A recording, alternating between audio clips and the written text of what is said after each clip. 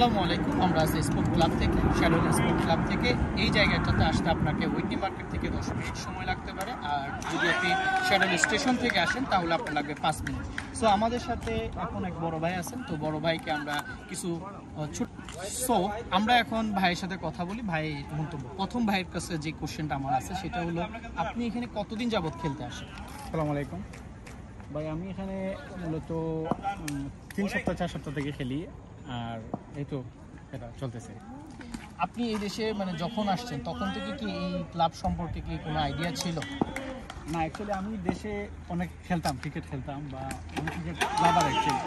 আর দেশে আসার পর, এখানে আসার পর তখন ছিল উইন্টার আসছিল, তো উইন্টারের সময় আমি খেলার সুযোগ পাই না, অনেক ঠান্ডা। তখন সামারের সময় আমি ভাবছিলাম যে কোথাও যদি সুযোগ পাই, যদি কেউ খেলে তাহলে খেলবো যে কেউ। তারপর এখানে দেখলাম যে না, বাঙালি ভাইরা খেলতেছে, তো বললাম এটা আরও ভালো অপরচুনিটি আমার জন্য।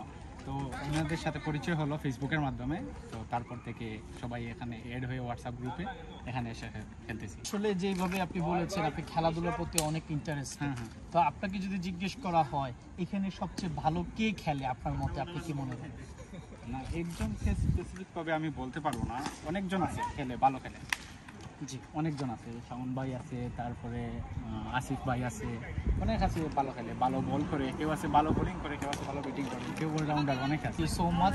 আর একটা শেষ কোশ্চেন আপনার জন্য, আপনি অ্যাজ এ খেলোয়াড় আপনি কোন জায়গাটাকে প্রেফার করেন? বোলিং, ব্যাটিং, কিপিং, ফিল্ডিং এবং লেগ সাইড, অফ সাইড, কোন জায়গাটা আপনি বেশি প্রেফার করেন? হ্যাঁ, আমি ব্যাটিং করি আর বোলিং করি। এখানে যেহেতু লেগ ব্রেক আমি বল করি, এখানে যেহেতু বোলিং প্রপার বোলিং না, তাই থ্রো করতে হয়, তাই আমি বোলিংটা।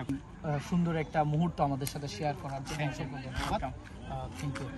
সো আমরা আপনারা এখনও দেখতে পাচ্ছেন আমাদের সাথে আরও অনেক ভাইরা আছে, খেলাধুলা করতেছে। আমরা একটু দেখি। বর্তমানে একটি বল হচ্ছে, বল কিন্তু কোনো কারণে বলটিকে সে ব্যাটে লাগাইতে পারে নাই। এটা একটা ব্যর্থতা না, একজন ব্যাটার অনেক সময় এটা করবে, স্বাভাবিকতা। আবার অনেক সময় ছক্কা মেরে আউট হবে, অনেক সময় 4 মেরে আউট হবে।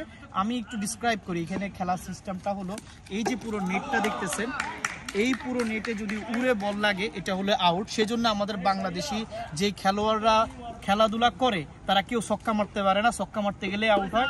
এদের অবস্থা ঠিক এমন অবস্থা হয়েছে। সো আমার এখন ব্যাটিংয়ের সময়, আমি এখন ব্যাটিং করে আবার আপনাদের সাথে